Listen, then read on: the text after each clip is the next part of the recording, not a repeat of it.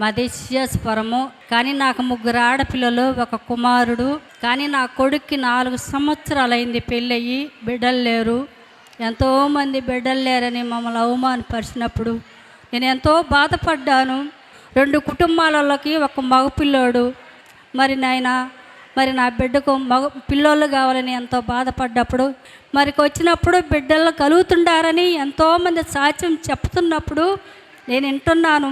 కానీ నాకు ఆశ పడింది. ఎందుకంటే ఇస్సాక ఈ పాస్టర్ కాడికి పోయినప్పుడు నా బిడ్డలకు సంతానం కలుగుద్ది, నా కుటుంబం నిలవబడుతుందని నేను ఎంతో ఆశపడి ఇస్సాక ఈ పాస్టర్ కాడికి 6 నెలల కిందట నేను వచ్చినాను.